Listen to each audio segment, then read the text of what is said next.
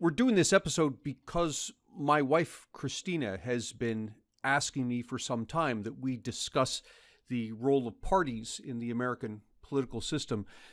And specifically, as she and I discussed it, one of the things that we talked about was this fact, and I know this is common knowledge to you, but is going to be a surprise to many people, that the political parties, not only are they not mentioned in the Constitution, they're not even governmental bodies at all. They're private nonprofit corporations. And yet it's these two bodies, well, two that we have now, that we filter all of our candidates through. And to become president, you pretty much have to gain the endorsement of one or the other of these parties.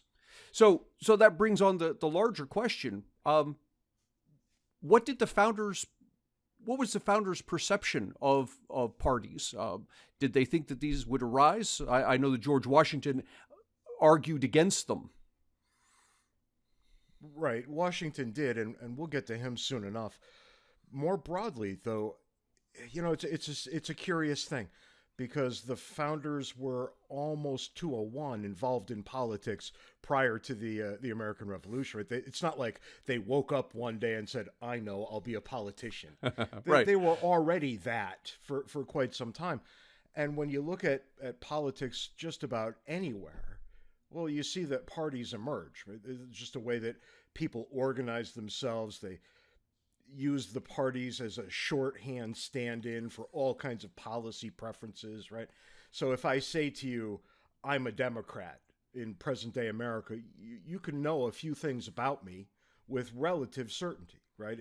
If I'm a Democrat, I probably am more disposed towards the progressive wing of American politics, right? I'm probably more disposed to the civil rights side of things. If I tell you I'm a Republican, you'll probably know that I'm more of a traditionalist, more of a moralist, right? Not a ton, but more. And parties become this shorthand that we use to capture big chunks of what people think. And they animate the political process, if you think about it. Well, of course they do. Of course they do. And then you ask the very basic question, what did the founders say about political party? And now you get a weird answer, because the answer is not much. And it's not much during the founding period. The same guys 10 years later were all partisans, right? They divided up, and after the Washington administration was ended, we got party politics, right? And you get to 1800, and that's the first peaceful shift of power from one party to another in human history. Amazing, right? Yeah. And people, I think, would be horrified if they saw the sorts of things that were being said in the election of 1800. It was pure mud from start to finish. I've read some of this stuff. It's horrifying. Yeah, no, people couldn't get away with saying those things today. And I'll just leave it at that. If you're interested, go look it up. You will find horrific things being said about both Adams and Jefferson. And right. It's really horrible. By the candidates themselves. It's not by some newspaper editor. Or surrogates one level removed. Yep. So it's pretty grim. But, the ultimate question, if you really care about the founding period, is why is it that almost nothing was said about party? You go through the Constitution and not find a reference. It's not there. You can also, when the Constitution has us coming up empty, smart people go to a couple of other places, right? They go to correspondence of the people at the time, and they go to the Federalist, this book that I love so much, and I talk about probably more than I should. But the Federalist is, it wasn't a book as it was originally conceived, right? It was Madison, Hamilton, and John Jay, the one who nobody remembers anymore. But he was most famous at the time. It was these three guys writing a series of newspaper articles in favor of adoption of the new Constitution. And they were published in various newspapers in New York. They were all from there, and that was where the battle was really happening. So in New York, these three guys write 85 essays dedicated to the proposition, let's accept the new Constitution that had just been written a couple of months before. Right? And so they were making arguments to the voters with those articles. Exactly so. On the state level, because remember, we were the United States at this point. We were just operating under a poorly conceived constitution, the Articles of Confederation, right? So we are independent by this point. The English are not the concern, although they remain in the background as an ongoing concern.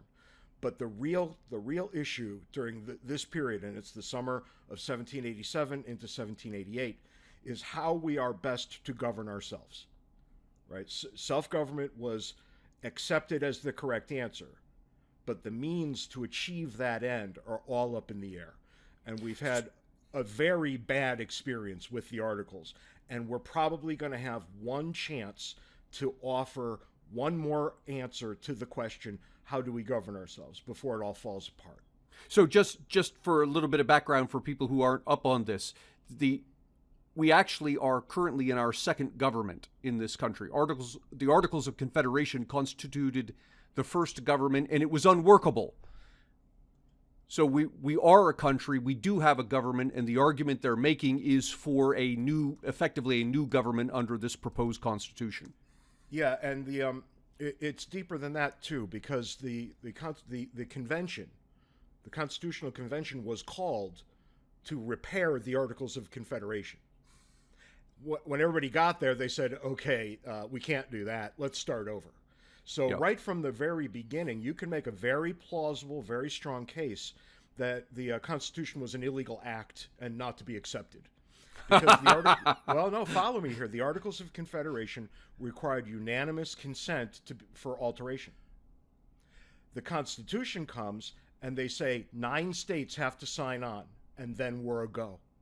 Wow. So, yeah, I mean, look, the guys who were at the convention saw themselves as being participants in a much higher calling, right? That it was way more important to do the best thing than it was to do the legal thing.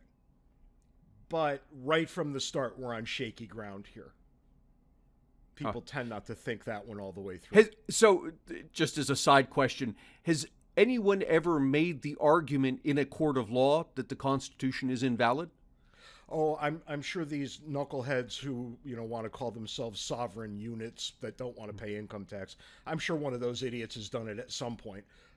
It's a dead letter. There's absolutely no way that argument's ever going to be accepted.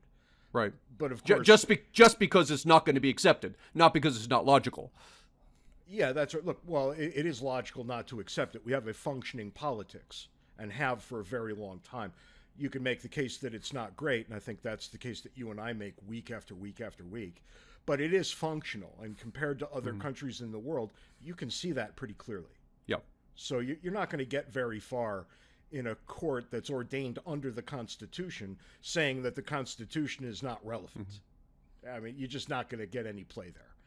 But when we look at the Federalist, right, this series of newspaper articles, and I want people to remember that newspapers were the primary way that news was transmitted, right? It was a 3-mile-an-hour world. We've talked about that before. Information was slow to get from point A to point B. There's no TV, no radio, nothing like this, right? You've got newspapers. And who read newspapers? Well, regular people. So the Federalist, these essays, which modern-day college students find horrifically difficult to comprehend, these were written for average people. Farmers read these and understood them only too well. So as we congratulate ourselves year over year about how much better we are now than we were in the past, yeah, careful. In some ways, yes. In many other ways, no.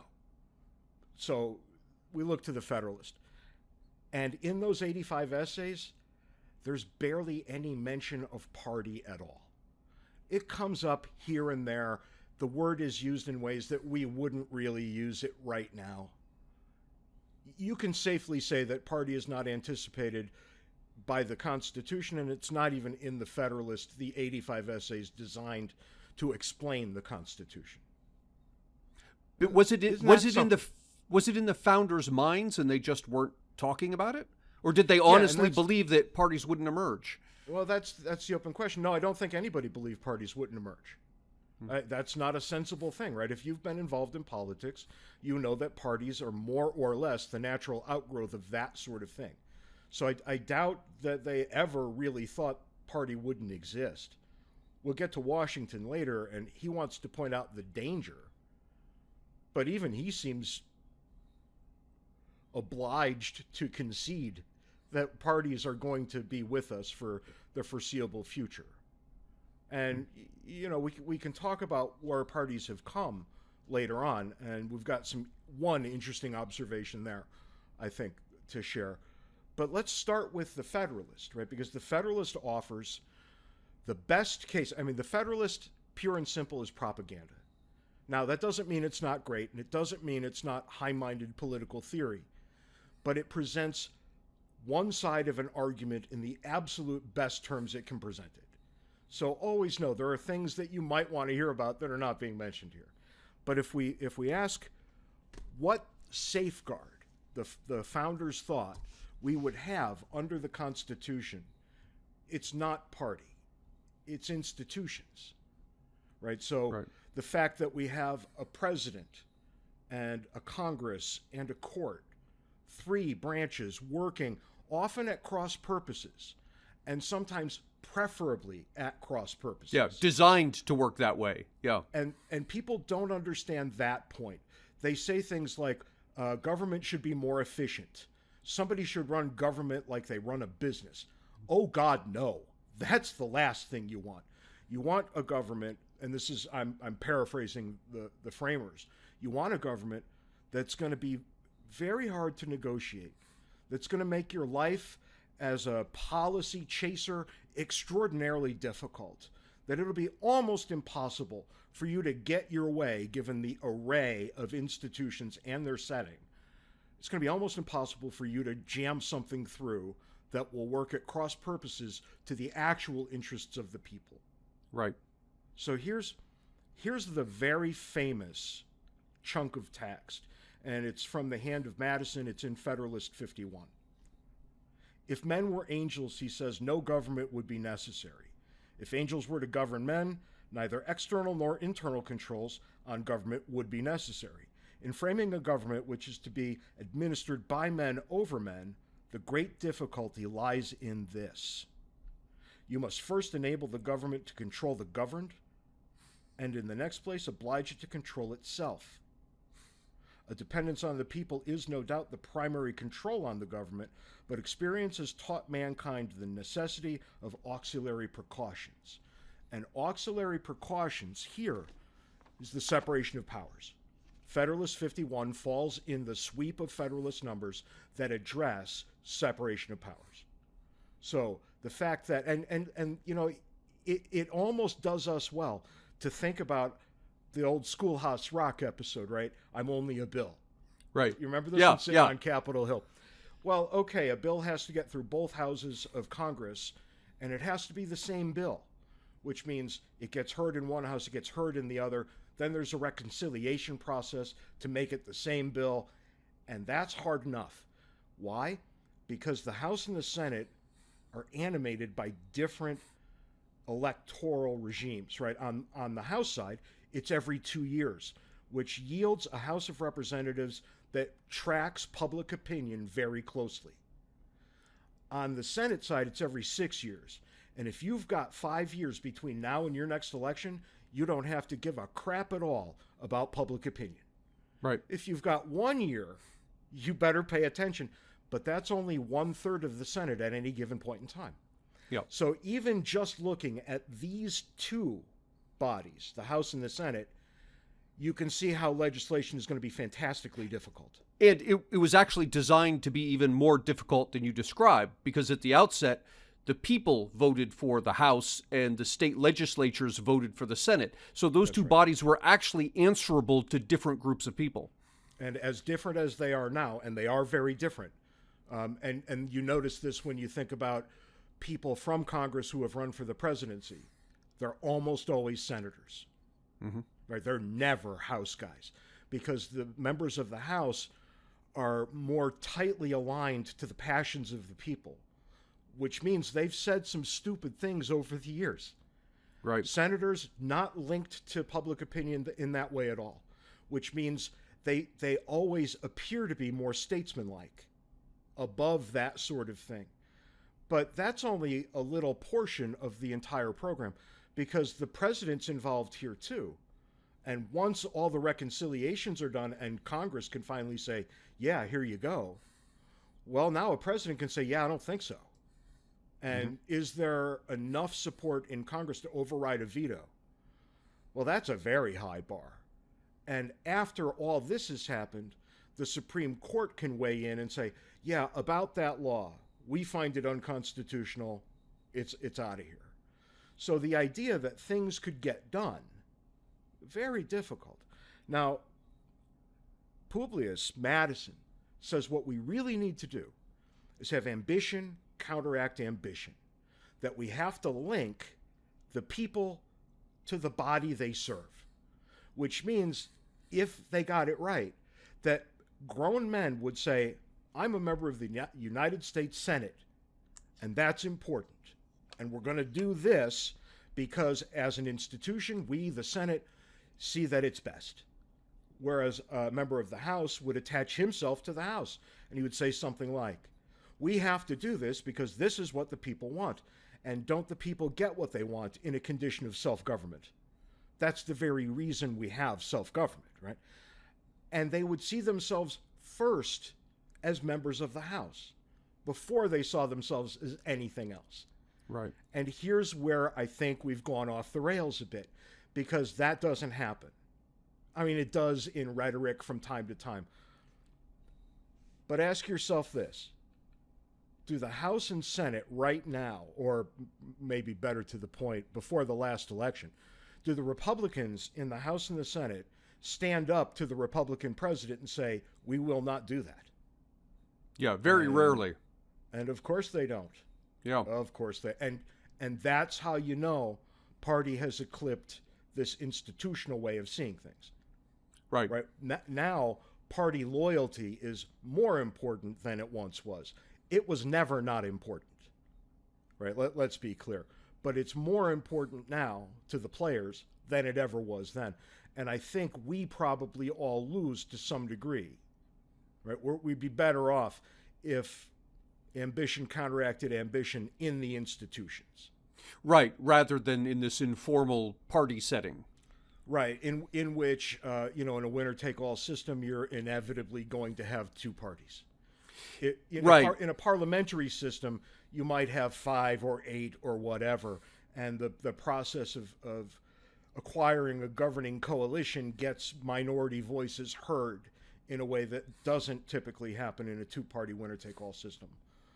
Nonetheless, you can see about where we sit right now, and it's a strange place from the view of the founding. From our own interior view today, I think it all makes a fair amount of sense. It's if kind I of were interesting. Asked which of the two I would prefer, I would go for a past understanding over a current one.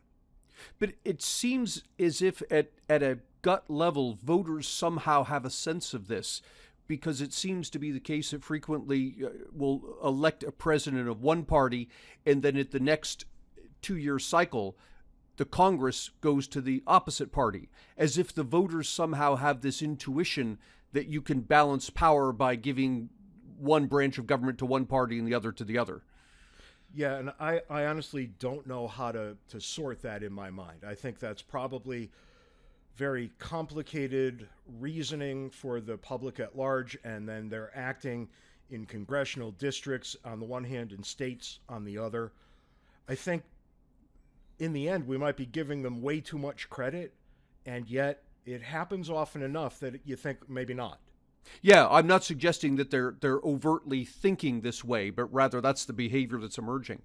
I want to go back and underline something really important that you said, and I'm going to paraphrase, that the founders set up the institutions to play against each other, precisely for the purpose, so that, and that's a feature, it's not a bug, so that the government doesn't move roughshod over over minority concerns. Yeah, and And- it's more than that, right? It's also the case that the government doesn't react to exigent circumstances all that quickly either. Right. So when something arouses the passions of the people, the government is designed to be a series of checks, a brake on that push forward. But And something has to matter quite a lot, because you're generally going to have to live through an intervening election for anything important to happen. But that design of institution vying against institution for power has been pushed to the side in favor of this new system of party vying against party.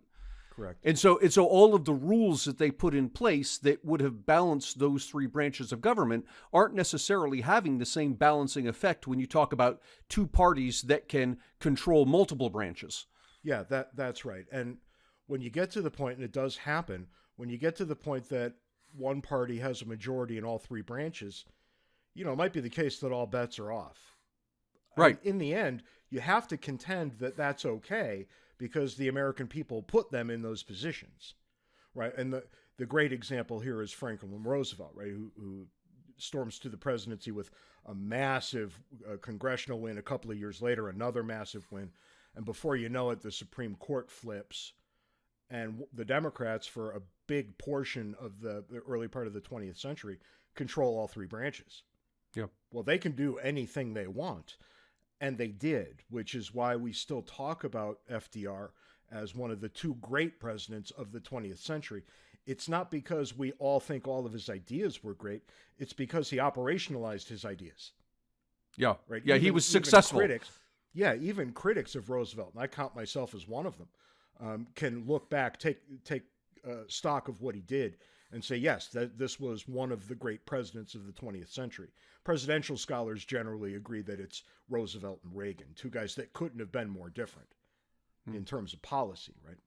But those were the two great presidents of that century. And you can go back to the century before, and, it's Lincoln. Right. Name me three other presidents from the 19th century. Most people's eyes go blank when they get asked that question. But Lincoln, we all know, and that's pretty telling, right?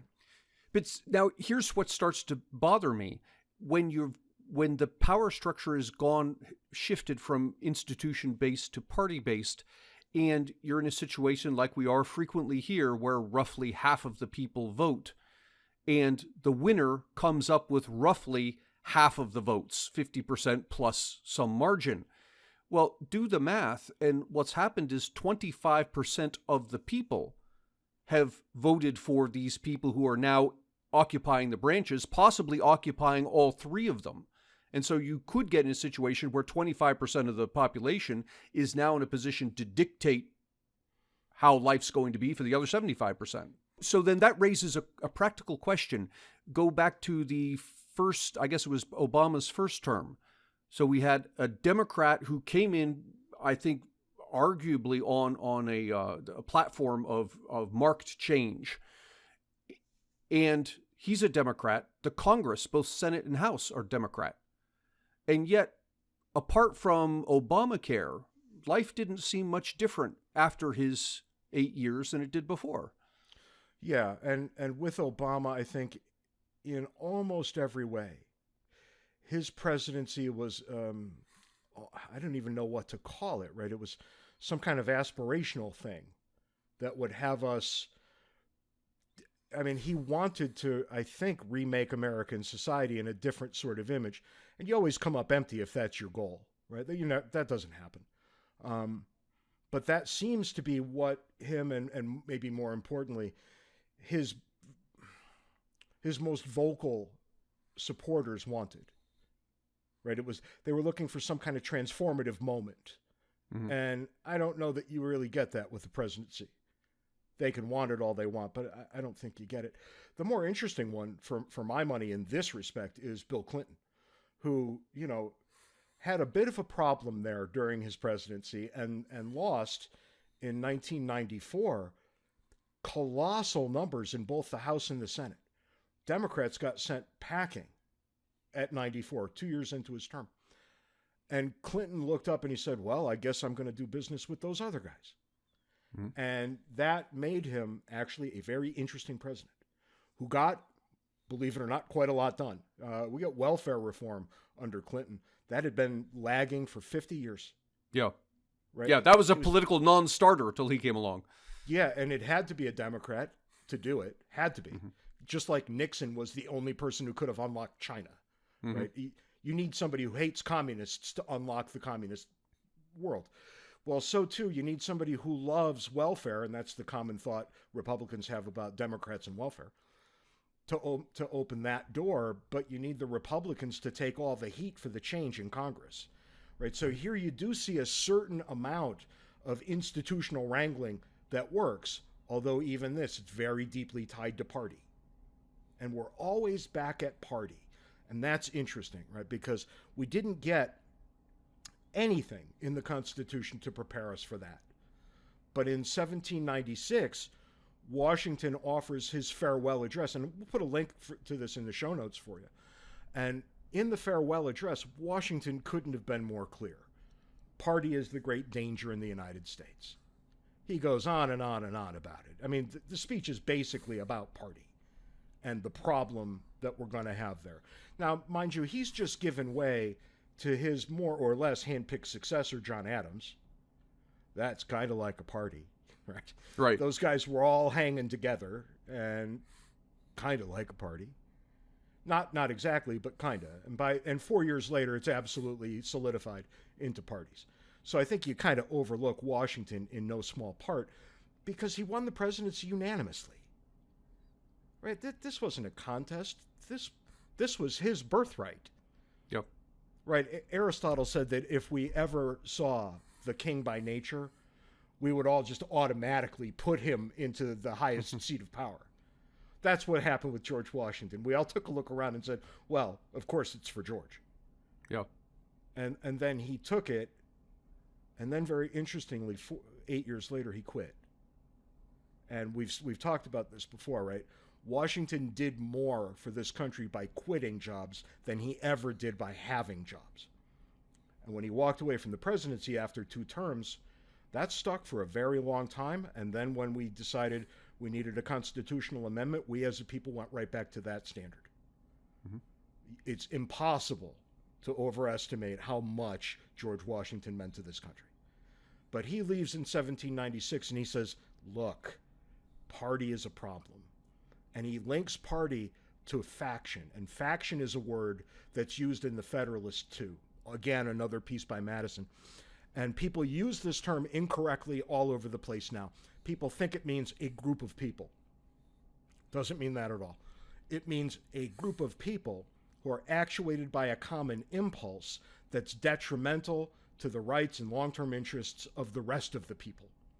Faction for Madison is always bad. It's always harmful. That's the point. And he says there could be a minority faction or a majority faction, but they're always terrible, and that's life. In a system of popular governance like we have here, you're going to get them. There's no way not to get them. And Washington, by the farewell address, takes this idea of faction and links it directly to parties, which is not how we understand parties today. Right, right. Not at all. So there's your interesting bit, right? Are the parties factions or not? And by our standards today, we would have to say no. Now, all the Democrats would refer to the Republicans as a faction, and all the Republicans would refer to the Democrats as a faction. But they're all, they're all in cold water here. That's just not right. Are they brought into being by an impulse to do ill? And no, they're not. Right? What is? Well, the Klan comes to mind pretty quickly. Neo-Nazis, the North American Man-Boy Love Association, right? These groups of people are very clearly factions because they want to operate. Their goal is to operate to deny other people their rights, to be destructive to the interests of others. Parties, even when they come to that, when that's the end result, that's not why they were started. And it's not really the goal. The goal is political victory. And you can see the difference here. Why was Washington so frightened of them? That's the real question. Why? Yeah, I'm asking. I'm just throwing it out there. Why? Yeah. As a man living in the 21st century, I find Washington to be prescient. I do look at both parties with great suspicion. Well, I pulled out a section from his farewell address. You've probably got more interesting ones, but it jumped out at me because this is Washington speaking about parties. And he says, I'll just read to you, they agitate the community with ill-founded jealousies and false alarms, kindle the animosity of one part against another, foment occasionally riot and insurrection. They open the door to foreign influence and corruption, which find to facilitate access to the government through the channels of party passions. I mean, it's as if he was reading a newspaper from last month and writing this thing. I've always found Washington to be too mealy-mouthed about this sort of thing. You never really know what he's thinking. This is all perfectly clear for him, right? Yeah. And it does ring familiar. It's not exactly right, but it's really close enough to think that in 1796, this is what he was saying. Yeah. It has come to pass. And I think we're all a little worse off for it. Now, is there a reform that makes a significant difference here? And I doubt it. Right? I really doubt it. It seems that it was a natural set of circumstances that had us first leaving institution in favor of party. And then we altered the DNA of the constitutional republic. Direct election of senators, something you talked about earlier, perfect illustration. And we probably made it harder for people to identify with the institution instead of the party. So I think we are probably stuck here, warts and all, right? And, we're coming into an election season, and that's typically when we start getting disgusted with this sort of thing. But for the most of the rest of the 2-year period between elections, we don't really think about it that much. But as to the extent that Washington was concerned about the rise of parties and warned us against them, it seems to me that the reality is far worse than what he had in mind. That we have these two parties, they're not governmental entities, they're private entities, and they control the rules by which candidates come onto television to debate, right. which means you can't get in front of the American people to give your point in that public forum without the approval of either party. And look, practically speaking, forget about internets and blogs. You're not going to get elected if you don't get on that stage in front of the televisions. Yeah, but take a deep breath, right? It's not a public forum. And what's the answer to that? Well, any free marketeer will tell you that you start your own, and if you're good enough and you get enough people behind you, your own survives and the alternative doesn't. Yeah, I'm with you, except that the rules of the game, which are set by the government, by the Constitution, push the thing toward the solution of a two-party system, and that's the first past the first past the poll. The person who gets the majority of votes gets all the electoral votes from the states. Yeah, in all but 2 states right now. Yeah, that rule causes us to end up in an equilibrium of two parties. Yeah, but look, parties have disappeared and new parties have come on the stage. But always there's two. The first Republican ever to run for the presidency was in 1856. He lost, and then in 1860, Lincoln won. It was a new party that gained the presidency. So it does happen. You have to have the right ideas, and you have to come around at roughly the right time in history. And you wonder what that would mean now. It's easy to see it in retrospect in 1860. I'm guessing it was very difficult to see in 1858. Yeah.